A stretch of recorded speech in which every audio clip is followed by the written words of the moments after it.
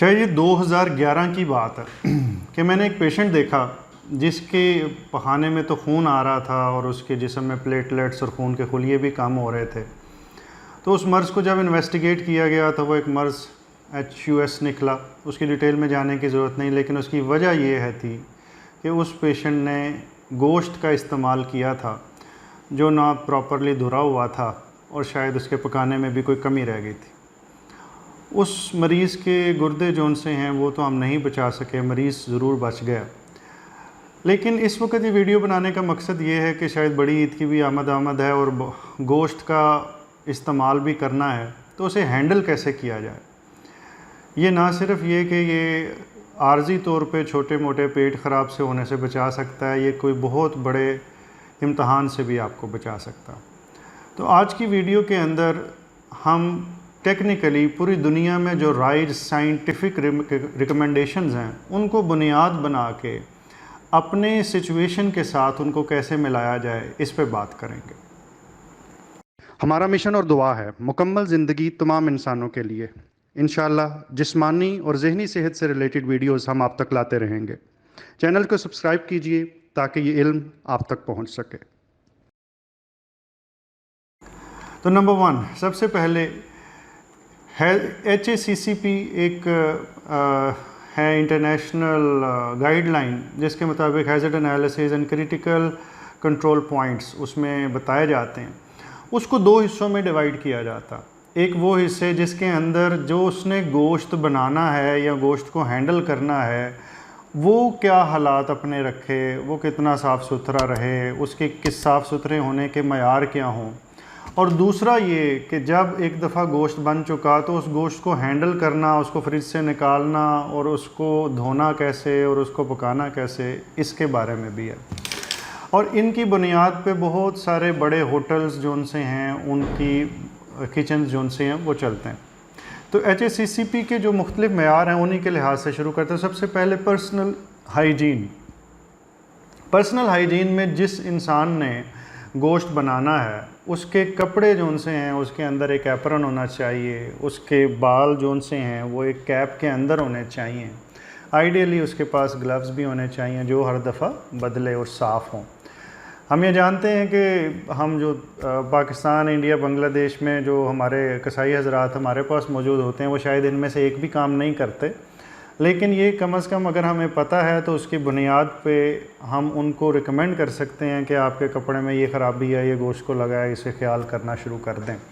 तो आहिस्ता आहिस्ता रवाज पड़ना शुरू होगा। और अगर आप बहुत सी ब्रांडेड शॉप्स में देखें तो वहाँ पे गोश्त को हैंडल जो लोग कर रहे हैं वो इन तमाम मयार से गुज़र रहे हैं। उन्होंने एप्रन भी पहने होते हैं, उन्होंने मास्क भी पहने होते हैं, उन्होंने हेड को भी, बालों को भी कवर किया होता। इसके बाद उनके नाखूनों के बारे में यह है कि नाखून जो उनसे उनके छोटे हों और बिल्कुल साफ़ हों और पॉलिश भी ना उनके ऊपर लगी हो। उसकी क्या वजूहात हैं वो एविडेंस बेस है, उस पर रिसर्च करके वो इस रिकमेंडेशन तक पहुँचे। तो पहली बात आउटफिट कैसा, दूसरी बात क्या थी कि नेल्स कैसे, तीसरी ये कि ज्वेलरी उनको पहनने की इजाज़त है। तो ज्वेलरी की इजाज़त तो दी गई बट लिमिटेड।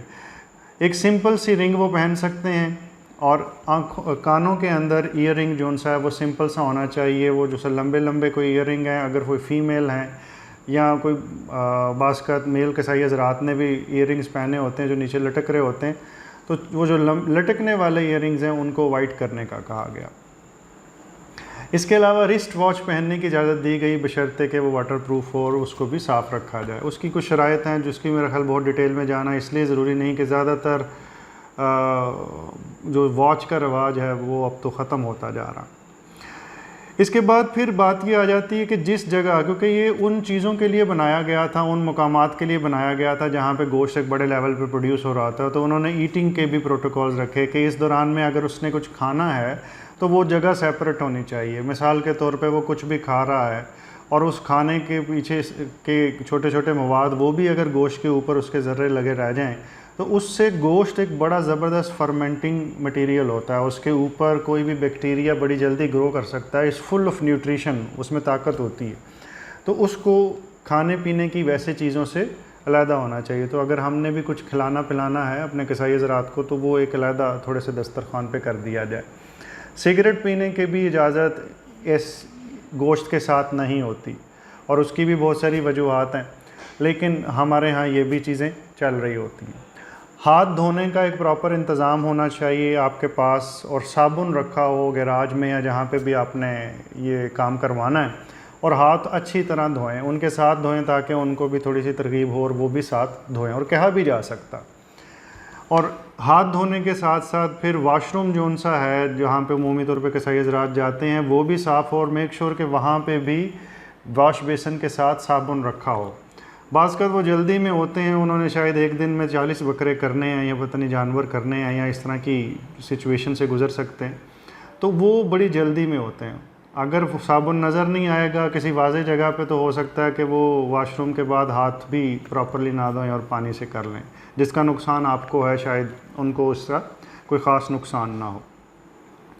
फिर इसके बाद ऑब्वियसली अगर कोई सामने हमारे कोई गोश्त को हैंडल करने वाला है और उसको बजाते खुद कोई बीमारी नज़र आ रही है, वो मुसलसल खांसे जा रहा है, उसको छींकें आई जा रही हैं, नज़ला बह रहा है, या उसके हाथों पे या स्किन पे कोई ऐसी डिज़ीज़ है जो कम्युनिकेट कर सकती है, तो ऐसी सूरत के अंदर उनसे दरख्वास्त ये करनी चाहिए कि आप ये गोश्त वाली हैंडलिंग ना करें। ये सारी चीज़ें जो मैंने आपको गिनाई ये सारी की सारी पर्सनल हाइजीन से रिलेटेड थी। और दूसरा पहलू जो सा है वो ये है कि अब गोश्त बन गया, वो अंदर हमने गिफ्ट्स भी में भी तकसीम कर दिया, वो फ्रिज में भी रख गया, और ये वाली सारी जो सी चीज़ें मैंने अभी बताई या आगे बताने लगा हूँ, ये सिर्फ ईद या मुसलमानों पे अप्लाई नहीं होती हैं, तमाम इंसानों के लिए हैं, और सब लोगों के लिए गोश्त का ख्याल रखना एक जैसा ही है। तो दूसरी चीज़ जो सी है जिसके अंदर मैंने कहा कि आप गोश्त को कैसे हमने ख्याल रखना है, वो ये है कि फ्रिज में आपने फ्रीज़ किया हुआ था और आपने फ्रीज़ करके उसे निकालना, तो फ्रीज़र से निकाल के सीधा ही उसे रूम एयर पे रखना, ये बहुत डेंजरस प्रैक्टिस है, क्योंकि ये एविडेंस बेस्ड है और रिसर्च आ चुकी है कि इसके अंदर जब उसे रूम एयर पे करते हैं और उसकी बर्फ़ सारी पिघल जाती है तो वो परफेक्ट मीडियम बन जाता है बैक्टीरिया की ग्रोथ के लिए, और तभी उसमें बीमारियां भी ऐड होती हैं।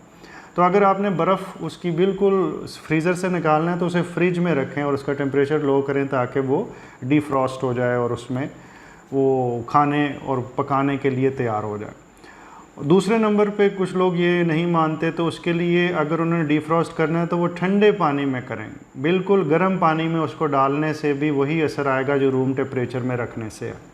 और ये भी कुछ लोग रिकमेंड करते हैं कि जब वो अभी फ्रीज़र में रखें और वो उसकी बर्फ़ पिघल जाए तो उसे डायरेक्टली फिर हंडिया में इस्तेमाल करें और इसके दरमियान में वक्फा ना रखें। 40 डिग्री फ़ारेनहाइट से 140 डिग्री फ़ारेनहाइट के दरमियान जब इसे ज़्यादा देर रूम टेम्परेचर के अंदर रखा जाएगा तो तब ये ज़्यादा बैक्टीरिया को ग्रो करने के काबिल बन सकता है। दूसरी चीज़ ये कि अब फ़र्ज़ करें कि हमने बाहर निकाल लिया तो फिर इरादा बदल गया, नहीं आज बाहर खाते हैं, तो फिर वो जो बाहर निकाला हुआ जिसकी हमने बर्फ़ को डिफ्रॉस्ट किया था, जिसे हम थॉइंग कहते हैं, अब उसको दोबारा फ्रीज़र में नहीं रखना, उसे इस्तेमाल ही करना चाहिए। और दूसरी चीज़ के बाहर रख रहे हैं और उसके बाद अब डिस्कशन शुरू हो गई है कि अब इसका क्या बनाएं, तो उसमें जो वक्त लगता है और वो गोश्त पड़ा रह जाता है वो उसके ग्रोथ का बाइस बनता है और उसके अंदर बैक्टीरिया ग्रो कर जाते हैं। सो प्री प्लान होना चाहिए कि जब इसे बाहर निकालना है तो क्या पकाना। इसके बाद फिर जब हम पकाना शुरू कर देते हैं तो फिर टेस्टिंग का होता है, जो हमारी ख़वातीन भी टेस्ट करती हैं, हलवाई हज़रात भी टेस्ट करते हैं जो पकाने वाले हैं, तो उसका भी प्रोटोकॉल होना चाहिए कि वो एक यूटेंसिल में डालना है, किसी भी चमचे से निकाला और वहाँ पे उसे थोड़ी देर ठंडा होने दिया और उसके बाद उसे चमचे के ज़रिए चखें, जिसके ज़रिए हम वो देगचे में से या फ़र्ज़ करें देग में से वो निकालें, उसी के साथ उसे उंगली से चखा जाता है और फिर उसके एक दफ़ा उसे नमक समझ नहीं आता वो दोबारा भी चखता है, अब उसका अपना लुआब भी उसमें शामिल होता है और वही चम्मच दोबारा हंडिया में चला जाता। ये भी क्रॉस इन्फेक्शन का बाइस बन सकता है और इसके लिए भी मेरा ख्याल है आदत यही होनी चाहिए कि ऐसा ना हो। क्रॉस इन्फेक्शन से कैसे बचा जाए?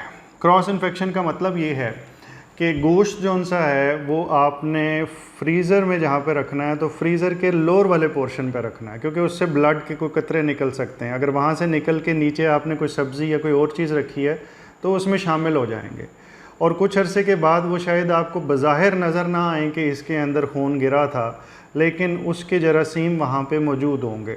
और हम क्योंकि हर सब्ज़ी को उतने टेम्परेचर पे नहीं पकाते, या हर चीज़ को हम, हर फ्रूट को गर्म नहीं करते कि उसके ऊपर जरासीम मर जाएं, तो थोड़े बहुत धोने से भी शायद वो ब्लड के जरासीम ना जाएं। तो ये बहुत इंपॉर्टेंट है कि बाज़ फ्रीज़र के ऊपर वाले पोर्शन में रखा होता है, उसे फ्रीज़र के नीचे वाले पोर्शन में रखना चाहिए कि उससे गोश्त से नीचे कोई चीज़ ना हो। फिर जब उसे बाहर आपने निकाल लिया और ठंडे पानी से उसे थॉ भी कर लिया है, तो उसके छींटें जो उनसे हैं वो दाएं बाएं जहाँ पे पड़ेंगे वो सारा एरिया साफ़ करना। उसके अंदर भी अगर कोई खाने पीने की चीज़ है तो वो भी कंटेमिनेट हो जाएगी और क्रॉस इन्फेक्शन में शामिल होगी। यूटेंसिल्स यानी कि जो खाने पीने के बर्तन हैं उनका भी ख़ास ख्याल रखना, वो ख़ास साफ़ सुथरे होने चाहिए। और जो रिकमेंडेशन है वो ये है कि खाने की जो सी दस्तरख्वान है उसके नीचे थोड़ा सा एक बर्नर लगा हो ताकि वो गर्म रहे। उसका मकसद खाने को गर्म करना नहीं, गर्म रखना है, तो वो बहुत हल्का सा होता है, लेकिन वो थोड़ा सा गर्म रखने से ये रिसर्च ने साबित किया कि उसके अंदर जरासीम जो उनसे हैं वो फलते फूलते नहीं हैं। इसी वजह से बहुत सारे अच्छे होटल्स में आप देखते हैं कि खाने के नीचे बर्नर लगा होता है, और वो बाउंड हैं कि वो ऐसा करें। अगर वो ऐसा नहीं करेंगे तो उस सूरत के अंदर जरासीम फैल फूल सकते हैं, और ये एक HACCP की रिकमेंडेशन की ख़िलाफ़ वर्जी हो गई। फिर जो गोश्त बनाना है एक वक्त में वो बहुत ज़्यादा ना बनाएं, क्योंकि जब बहुत ज़्यादा बनाते हैं वो एक वक्त में ही, बल्कि कई दफ़ा एक दिन में भी ख़त्म नहीं होता, वो अगले दिन, उससे अगले दिन भी चलता रहता है, और उसमें ज़्यादा चांस है कि वो ज़्यादा देर दस्तरख्वान पे पड़ा रहेगा या रूम टेम्परेचर पे पड़ा रहेगा। उसके नतीजे में भी उसके अंदर इन्फेक्शन और जरासीम फल फूल सकते हैं। तीसरी चीज़ ये कि जब हमने उसके अंदर उसको बर्नर के अंदर रखा है तो उसका टेम्परेचर जो सा है वह 140 डिग्री फ़ारेनहाइट तक हमने लेके जाना। अब इससे जब हम फ़र्ज़ करें बहुत ज़्यादा ऊपर भी जाएंगे तो उस सूरत में वो दस्तरखान पे ऊपर उसको हैंडल करना मुश्किल होगा, तो हमने इसके अराउंड रहना। अगर फ़र्ज़ करें टेम्परेचर उसका रूम टेम्परेचर इससे नीचे हम रखेंगे और वो रूम टेम्परेचर के करीब रहेगा तो वही नुकसान होगा जिसका मैं पहले ज़िक्र कर चुका हूँ। और अगर फ़र्ज़ करें कि खाना हमने ठंडा भी करना है तो उसको यूटेंसिल के बारे में कहा जाता है कि वो पहले से बिल्कुल ठंडा कर लें और फिर उसमें रखें, और उसके बाद उसको रैप करें और रैप करके फ्रिज में रखें। ये कुछ एहतियातें थीं जो गोश्त की हैंडलिंग और उसकी प्रेपरेशन से रिलेटेड मैंने देखी और मैंने सोचा आप लोगों से शेयर करूं, क्योंकि आप किसी भी डॉक्टर से अगर पूछें जो आपकी फ़ैमिली में हो तो वो आपको बताएगा कि बड़ी ईद के आसपास एमरजेंसी और उसके काफ़ी दिन बाद तक एमरजेंसी बढ़ी रहती है गोश्त की ज़्यादा इस्तेमाल से रिलेटेड प्रॉब्लम से। और मैं इंशाअल्लाह कोशिश करूँगा कि नेक्स्ट वीडियो के अंदर छोटा बड़ा गोश्त के अंदर फ़र्क क्या है और इसके फ़ायदे और नुकसानात क्या हैं इसके बारे में बात करूं, क्योंकि आजकल रेड मीट को कोलोन के कैंसर से बहुत ज़्यादा लिंक किया जा रहा है। तो वो कौन सा गोश्त होता है जो ऐसा करता है, इसके बारे में इंशाअल्लाह नेक्स्ट वीडियो में बात करेंगे और उसमें फ़वाइद का भी जिक्र करूँगा। सिर्फ बुरी बात नहीं, अच्छाई भी है इसके अंदर। अपना बहुत ख्याल रखिएगा। अल्लाह ताला आपको मुकम्मल ज़िंदगी दे और दूसरों की ज़िंदगी मुकम्मल करने का शर्फ अता करे। ईद मुबारक।